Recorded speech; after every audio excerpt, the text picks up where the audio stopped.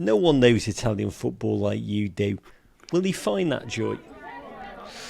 I think he'll be loved if he delivers. And in Italy, football players are treated like gods. Let the debates whirl on Christian Pulisic's Chelsea legacy, because the moment Fabrizio Romano gave the here we go on Christian Pulisic's move to AC Milan in Serie A for a deal reported in the Italian media to be worth $22 million. It's time to let others foam at the mouth about the past. We want to focus on the future. What have Milan seen in Christian?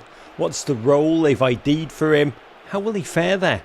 And just how many other Americans will follow in his wake? To answer those questions, honestly delighted to welcome a gent I've admired for a long time, James Horncastle, the Athletic Serie A correspondent, a bloke so well sourced on Italian football, it's as if he writes the scripts for the league. Benvenuto, James. Thank you, Rog. Yep. I always think of the leagues in Europe as being sort of Netflix series, and obviously drives a lot of traffic, brings a lot of viewers in. Well, I'll tell you, the Serie A is about to get a lot more Knots Landing, Dallas OC-esque with old Christian's arrival, because an entire nation of American football fans have been lifelong Milan fans for nearly 72 hours now as we speak, James. Christian Pulisic to AC Milan after 145 appearances, 26 goals, 21 assists for Chelsea, along with, was it 4 managers? And also those 55 games missed to injuries. Is there more to this connection, James, than just Pulisic wanting to reunite with his beard daddy, Olivier Giroud? What do you think Milan see in the still only 24-year-old Pulisic? Because they got him for a relative bargain price. They have been looking at Christian for the best part of a year, because when Chelsea came under new ownership last summer, remember there was this impression of Todd Boehly and Clearlake sort of approaching football like it was the video game Football Manager, and they were just like offering trades here and there. So they liked the Serie A MVP at the time, AC Milan's best player, Rafa Leao, and they were trying to structure a deal where they could bring him to Stamford Bridge. And they said, well, why don't we throw in Christian? Milan at that time were like, no, sorry guys, it's too late. The season's about to start. We don't want to do this. But, it meant that they started doing work on Christian and seeing, okay, well, what could he bring to our team? And certainly over the last 2 years, the identified weakness in this Milan team is the right-hand side. It's just disproportionately not as good as the left where Leao plays. They've got this guy called Junior Messias who used to courier fridges around Turin. He was playing in the 4th division. And ultimately his career's been amazing because he's gone from putting white goods, sort of microwaves and everything on the back of his moped to playing in Champions League semi-finals. Kudos to Junior, but I think Milan feel they could do better. And then they've got like Alexis Salamakers, who's very good at running around, but I think they feel that they could do better. And I think Christian's been identified for not just that role, but his versatility across the kind of the final third is something that they really appreciate. We'll dig deeper into that, but I thought you were going to say about Salamakers that Milan think he may be better at in the microwave moped role around Milan. But taking this into context, for Milan, this sounds like a low-risk, possibly massive upside signing. The money's not that big. The upside could be massive. They've really sort of drunk the Kool-Aid on this idea that he can not just deliver on the pitch, but also off it as well. I think they are very much aware that, Christian, when it comes to numbers on social media, on clicks on, for example, our website, is like Cristiano Ronaldo, Heung-min Son, Messi, these kind of players, because it's about the Athletic. Yeah, I mean, this is the thing. I think it's for any media. He generates a lot of interest because, as you guys know, in the States, soccer is a very much not just an emerging sport. It's beginning to get to a position where it might boom. So interest in Christian is very strong. Milan are going on tour in the US over the next few weeks. They've got 3 games, and I'm sure that he'll help them bring in more fans through the gates. For a team that won the league a year ago, they felt that they could do better in attack in terms of more chance creation, more assists, more goals. They're one of those teams that find that a lot of Serie A clubs, particularly in the bottom half of the table, just sit deep and park the bus when they play against AC Milan, and they need guys who can dribble in tight spaces and create chances that way. And I think they see that Christian is one of those players. Milan have made a bit of a habit over the last few years of targeting players who are Premier League experienced, players who know the athleticism, the physicality of the Premier League. And what they found is that when you put those players into Serie A, they tend to have more of an impact in that league than they do in England. Talking about the Premier League, a lot of American Premier League fans who do not support Chelsea are looking ecstatically forward to watching Christian with unfettered joy on the club in club play once again. And from a Pulisic perspective, with Milan, he's got Champions League football, which is incredible. In the past, he's thrived at his best on the left. He's also played on the right. He's dabbled somewhat reluctantly at wing back, played centrally for the United States in more of a number 10 role at times. This Milan team, as you say, they're built around their prodigy left winger, Rafael Leao, the young Portuguese blur of speed centrepiece. He's the crowd jewel.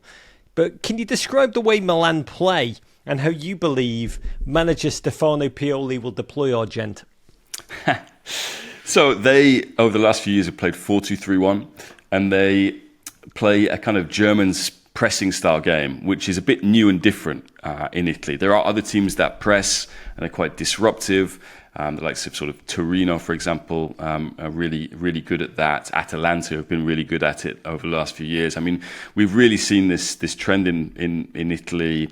It goes back even pre-COVID to there being more goals per game in Serie A than any other league apart from the Bundesliga in the top 5 leagues. So all of those stereotypes that you hear about Serie A being defensive, catenaccio and all this sort of thing, forget that. That's history. Milan play quite an attacking, aggressive style of football domestically. We saw in their Champions League run last year that when they reached the semi-finals, they did it actually being quite pragmatic, soaking up a lot of pressure, and then hitting teams on the break with the pace of that Portuguese blur, the surfer, Rafael Leao, as he's known. And I think they feel that Christian could help in that regard as well. But you mentioned all of those different positions he plays. I think that's one of the things that really appeals. I've mentioned that right-hand side as being an area where they think they can really strengthen, but Brahim Diaz, for example, the little kind of Spanish Moroccan gnome who has gone back to Real Madrid, he used to play as a 10, and I think they feel that Christian could maybe play there as well, along with Charles de Ketelaere. And when Leao needs a rest, he can play there as well. So I think the majority of his minutes will come on the right-hand side, but that ability to play 10 and on the left is certainly something that they really appreciate. So on the right, who are his competitors for playing time? The threats in the Milan depth chart. It is Alexis Salmakers, Junior Macias, Rebic. Where is he in the depth chart on the right in your mind? I mean, they've gone straight to try and sign someone who's going to be first choice for that position. I mean, they had Charles de Ketelaere last year, who they signed for around 35 million. And Charles had a tough first season. He played the first few games, but Pioli ended up playing him as a 10 off Olivier Giroud rather than playing him on the right-hand side. And he could never really find a rhythm, find a position, didn't score in the league all season. And his confidence took a bit of a beating. But I think ultimately Christian will play on that right-hand side, pending any kind of Pioli kind of madness. I mean, from what I've heard over the last few days, Pioli actually likes him for that number 10 position as well. But he's gone straight there to be a first choice player. So I think the big question for Christian is, can he stay fit? Because that's something that's been difficult for him over the last 3 years. As much as we can talk about goals and assists and XG assisted and all these advanced metrics, Rog, the one that matters most to clubs is minutes. It's can this guy actually get out there on the pitch? So that's XG fitness. XG fitness. And remember, you'll remember this sort of in the late 90s, early 2000s, where AC Milan was a little bit like that film Cocoon, where various people would get into a swimming pool and they'd be rejuvenated, and they were, that sort of thing. They had Milan Lab. Remember, where like these old players like Paolo Maldini could play until their 70s because they were just ahead on injury prevention and all this technology. Imagine if Christian can sort of tap into that. So yeah, let's see. The Milan Lab turned every legendary player into half Tim Ream's age, but there is the Milan of our imagination, as you've just hinted there. One of Europe's former powerhouses, and there's the Milan of this modern reality where they are a much younger side, using data and statistics to build a fast, cheaper, but hopefully clinical collective. And Christian toiled at Chelsea as he failed to get the confidence of Thomas Tuchel, and then Graham Potter himself was in a death spiral. Can you talk about Pioli, this ball king? He's got a reputation as a gent who can develop you. Tell us about him. You've talked a little bit about his style, but what's Christian going to have to learn from him? What's Christian going to have to do to impress? Well, he's going to have to adapt fairly quickly, because that's something that Charles de Ketelaere didn't do. And after 10 games, de Ketelaere was out of the team and basically never seen again. And I think by the way, welcome to Everton, Sean. It sounds like right in the profile. For the no confidence, can't score, not quite clear where you play. Welcome to Goodison Park, lad. But go on. So, he's going to have to adapt quickly and impress Pioli quickly. I think there are some things that might help Christian in that regard, in that, as I mentioned, Brahim Diaz is gone. You now hear sort of aggressività, which is aggressivity. You hear Mourinho say that in English quite a lot, aggressivity. How would the Italian newspapers received this news? It's been incredible to watch Christian be on the front page of La Gazzetta. Captain America arrives, a very natty Marvel comic illustration accompanying. This is a relatively high-profile signing for a Milan, who are also in for a lot of players at the moment. But in another article, the day after he signed, Gazzetta also wrote, Milan, Pulisic is all right, but you need a 20-goal striker. Yeah, there's a lot of pressure on the executive team at AC Milan to get this right, because Jerry Cardinale, who's now the owner, the guy behind Redbird, Pride of New York, and sort of obviously can lean on Billy Bean as well. Billy Bean sort of comes in on recruitment calls. To sack Paolo Maldini the day after the end of the season. It becomes all on you guys now. You've got to make this transfer market work, because certainly last summer, when Maldini was given 50 million to spend, and it was seen as the team just did not improve on the one that exceeded expectation in winning the league. So the Italian papers are very much focused on what this club is doing in the transfer market and what it's doing with the 70 million that it's got from Newcastle United for Sandro Tonali. Again, just to set this into context, final game of the season, Zlatan Ibrahimovic retires.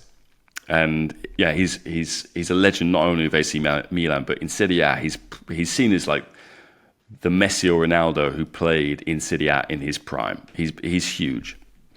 Paolo Maldini sacked the following day, and club legend.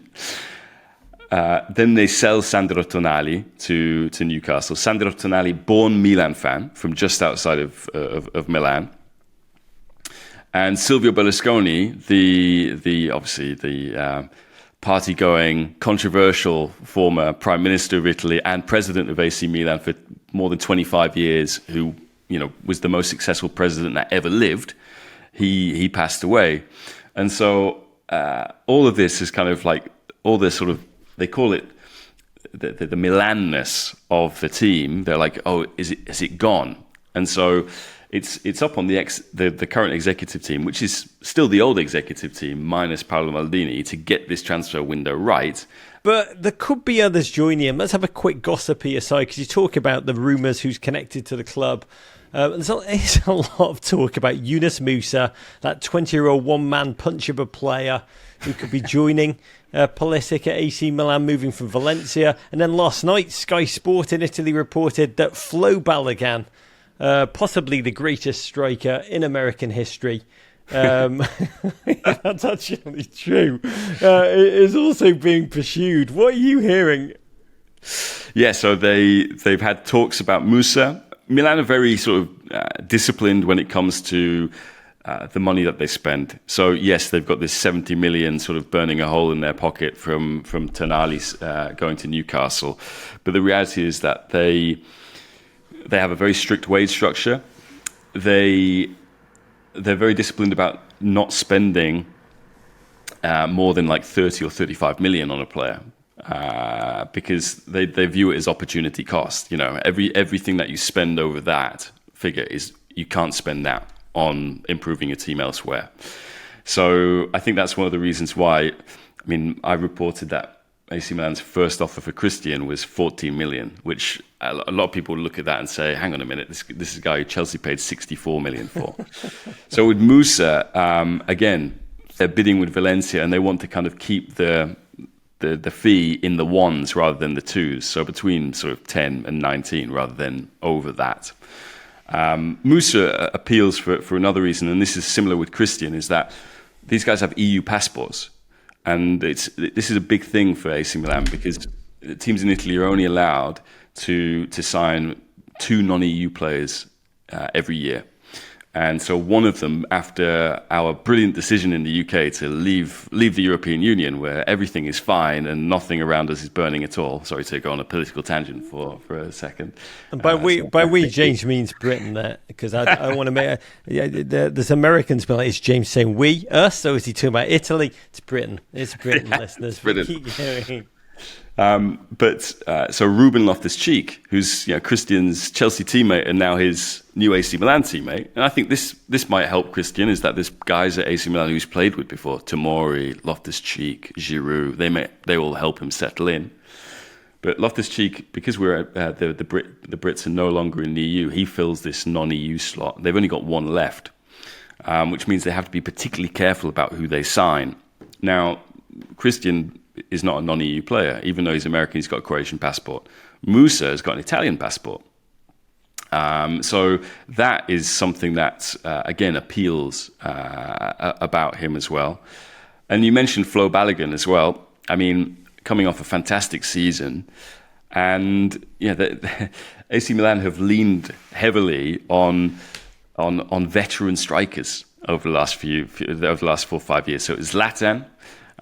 More recently, it's been Olivier Giroud, the most handsome guy in football, and the most handsome guy. Period. Lilian Thuram's son, Marcus Thuram, he was going to go and join AC Milan, but he joined Inter instead. Unpopular decision if you're a Milanista, and so Balogun is very much seen for that role, to be the guy who can either play off Giroud or play instead of him. Ballo, Yunus, Christian Pulisic. AC Milan could be America's team. Make that Serie USA. Get that T-shirt printed up now.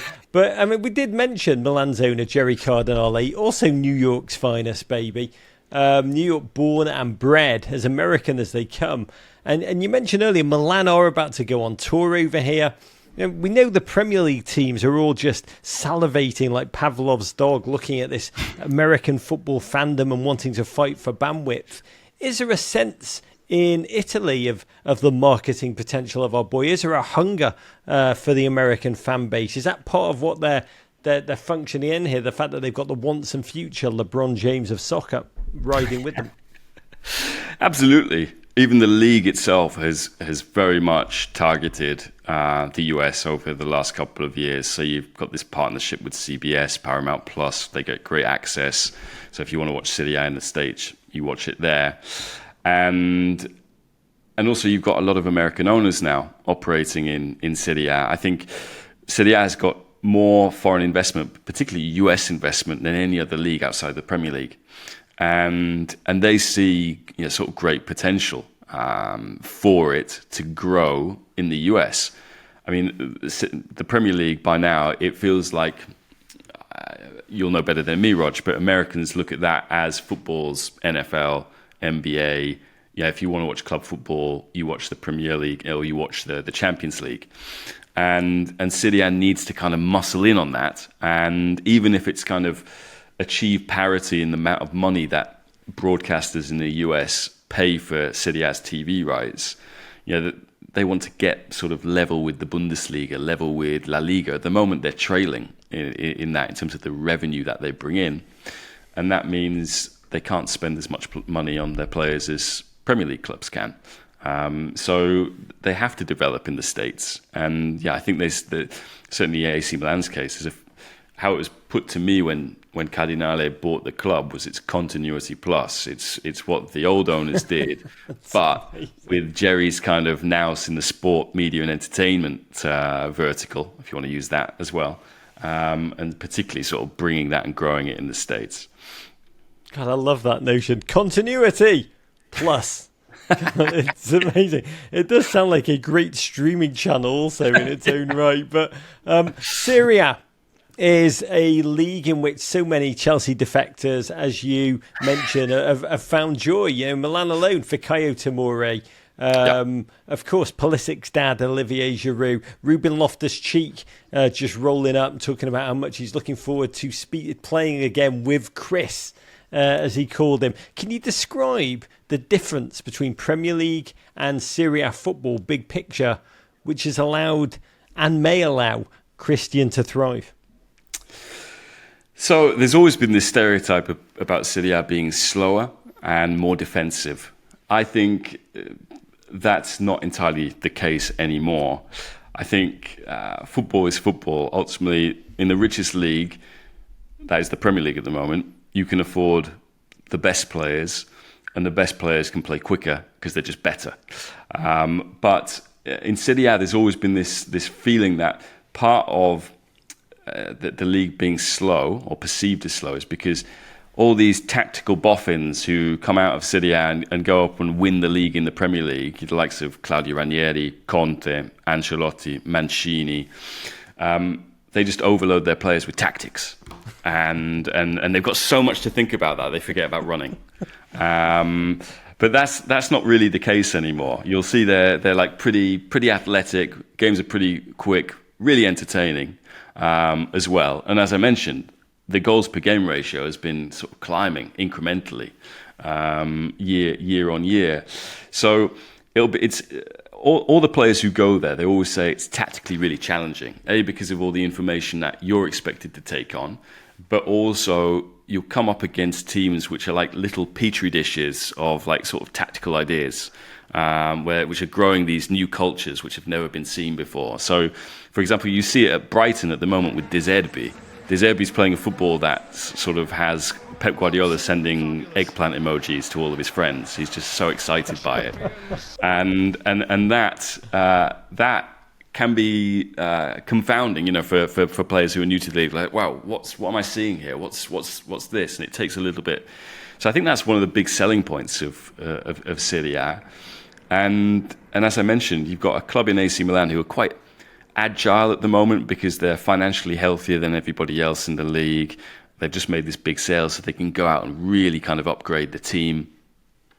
And there's a feeling that in this economic landscape that is in Serie A, which is quite barren, frankly, at the moment, because teams are still recovering from COVID. And, there's that, what was that Warren Buffett line about sort of it's when the tide comes out, you see who's wearing swimming trunks. You see who's naked, who's been swimming naked. Yeah, that's the thing. And the answer's always Olivier Giroud. Always Olivier Giroud. Swimming trunks? Who needs swimming trunks? Why would you even wear a Speedo? Sorry. But I think what COVID showed was that there are a lot of clubs in Serie A with no Speedos on. AC Milan are one of the teams with almost like they're wearing 3 pairs of Speedos. Christian said to my friend and Vamos on MIB Network podcaster Hercules Gomez that he wants to find the joy in his club football again. James, no one knows Italian football like you do. Will he find that joy? I think he'll be loved if he delivers. And in Italy, football players are treated like gods. That feels like a really banal and obvious thing to say, but do you remember there's that one take shot that Scorsese does in Goodfellas where Ray Liotta takes his soon-to-be wife for a meal, and he gets basically walked through the back. Yeah, and they put the table down for him. That's how footballers are treated in Italy, right? So that if Christian starts well and starts scoring and they start winning things, that's what life will be like, essentially. So I'm sure he would find a lot of joy if that was to be the case. Oh. Also, Milan, fantastic city. Milan has this sort of reputation for being industrial. It's where business gets done. And then when people think of business, they think it's all grey and finance and bankers and all that sort of thing. It's not. Milan is a really vibrant international city. And it's sort of, some great architecture there, great art, amazing food. It's Italy, of course. You could go into the worst restaurant in Italy and still have a meal that would probably rank in the top 10 in the US. Sorry. But so there's a lot. Why you gotta do me like that right at the end, James? But I do love that image you've just left us with. Please God, Christian Pulisic, just couple of assists, a goal. Against Inter, and then right into the Copa, ripping right through the kitchen, tearing off chunks of bread, splashing them right into the gravy. Huge roll of lira or euros, just flinging dollars probably, just flinging them everywhere. Godspeed, may that image become true. James Horncastle, you're a remarkable bloke. James, grazie mille. Non c'è di che. Listen to the full version of this podcast and all our podcasts wherever you get your pods. But first, subscribe here for more Men in Blazers videos and courage.